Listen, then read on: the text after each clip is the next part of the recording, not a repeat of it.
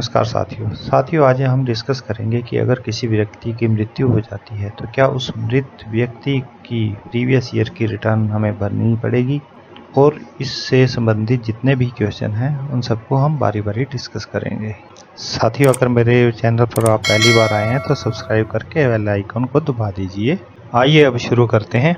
अगर आप ये जानना चाहते हैं कि अगर किसी व्यक्ति की मृत्यु हो जाती है तो क्या उसकी आईटीआर भरी जा सकती है, तो इसका उत्तर है यस, हम उस व्यक्ति की आईटीआर भर सकते हैं। हमारा प्रीवियस ईयर अप्रैल से लेकर मार्च तक होता है, और इस प्रीवियस ईयर के दौरान अगर किसी व्यक्ति की मृत्यु हो जाती है तो 1 अप्रैल से लेकर डेट ऑफ डेथ तक जितनी भी उसकी टैक्सेबल इनकम है उसके लिए हमें आईटीआर भरना पड़ेगा। तो आइए जानते हैं कौन कौन सी बातें हैं मृत व्यक्ति आईटीआर के बारे में पता होना चाहिए। पहला है कि क्या मृत्यु के मामले में आईटीआर दाखिल करना अनिवार्य है। अगर व्यक्ति की कोई टैक्सेबल इनकम है या कोई इनकम टैक्स का रिफंड है तो उस व्यक्ति की आईटीआर फाइल करना जरूरी है। दूसरा फिर क्वेश्चन आता है कि मृत व्यक्ति की आईटीआर कौन भरेगा। तो मृत व्यक्ति की आईटीआर उनके लीगल रिप्रेजेंटेटिव भरेंगे, उनके लीगल एयर भरेंगे।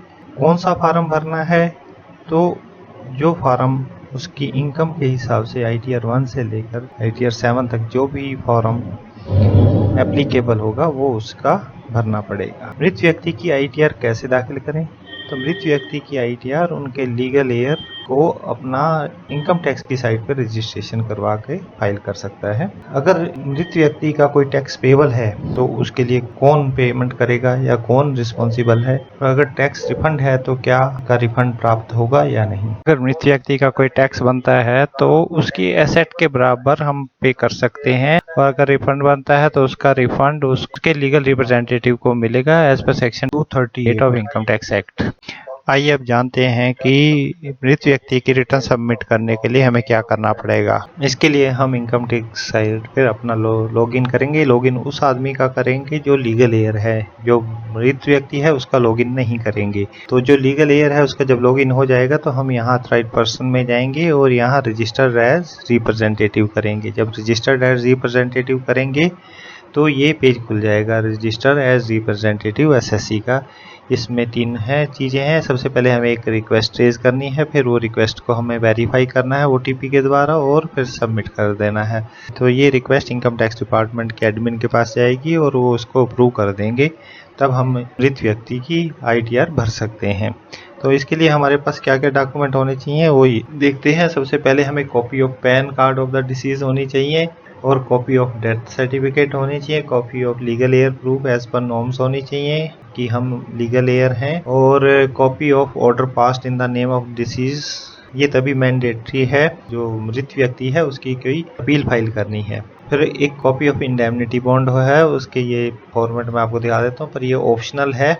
तो ये जो इंडेमनिटी बॉन्ड है ये असेसिंग ऑफिसर के नाम लिखा जाता है स्टैम्प पेपर के ऊपर, और नोटरी से अटेस्ट करवाया जाता है। इसमें हम इन्फॉर्म करते हैं कि इस व्यक्ति की मृत्यु हो गई, उसका यहाँ डिटेल भर देते हैं। अगर उसने कोई विल नहीं छोड़ी है तो वो डिटेल लिख देते हैं, अगर उसने कोई विल छोड़ी है तो उसका डिटेल यहाँ पे कर देते हैं, और यहाँ लीगल एयर्स के नाम और पैन नंबर, एड्रेस वगैरह और उनका रिलेशनशिप क्या था वो सारा डिटेल भर देते हैं। इसके नीचे कुछ टर्म्स कंडीशन दी हैं। इन टर्म्स कंडीशन के नीचे यहाँ पे लीगल एयर के साइन होंगे और नाम होगा, और यहाँ सबके साइन हो जाएंगे, और यहाँ नोटरी से अटेस्ट हो जाएगा, और ये जो है 2 विटनेस के भी इसमें साइन करवाने पड़ेंगे। तो ये सारे जब डॉक्यूमेंट हमारे पास इकट्ठे हो जाएंगे तो हम इसमें गेट स्टार्टेड करेंगे। यहाँ पर जब गेट स्टार्टेड करेंगे नेक्स्ट पेज पर क्रिएट न्यू रिक्वेस्ट आएगा। क्रिएट न्यू रिक्वेस्ट करेंगे तो यहाँ पर हमें एज ए लीगल एयर यहाँ भर देंगे।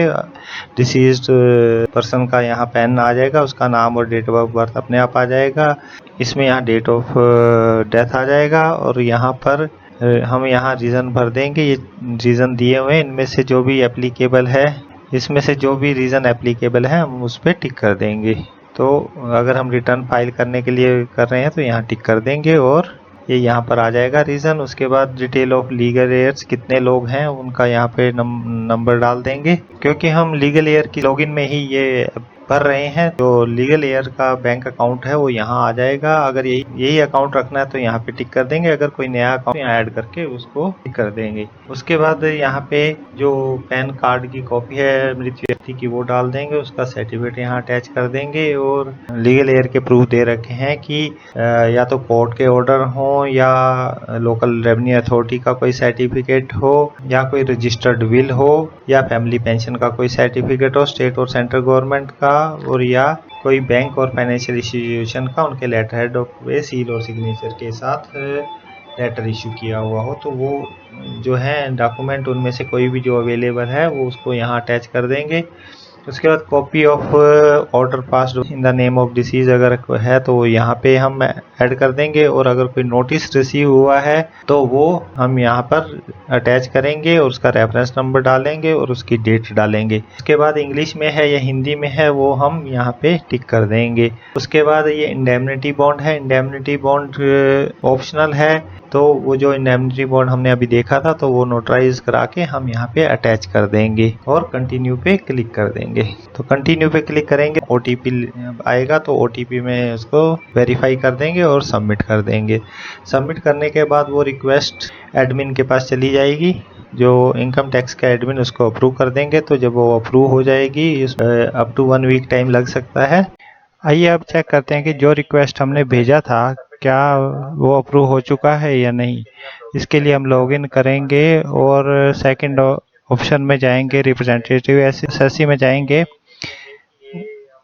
अब यहाँ देखते हैं कि हमारा ये जो रिक्वेस्ट सेंड था वो रिक्वेस्ट अप्रूव्ड हो चुका है। इसका मतलब ये है कि हम उस मृत व्यक्ति की as a legal heir return भर सकते हैं। तो डैशबोर्ड पर जाएंगे तो यहाँ 2 ऑप्शन आ गए हैं, एक है सेल्फ और एक है लीगल हेयर। तो हम लीगल हेयर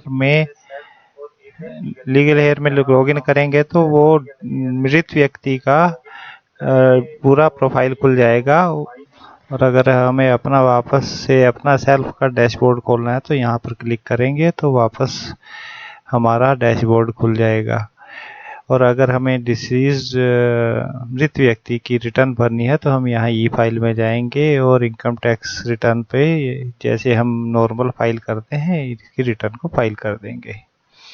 आशा करता हूँ कि आपको मेरा ये वीडियो पसंद आया होगा। अगर पसंद आया हो तो लाइक कीजिए और अपने सभी फैमिली, फ्रेंड्स और दूसरे ग्रुप्स में शेयर कीजिए ताकि वो भी इसका फ़ायदा उठा सके। धन्यवाद।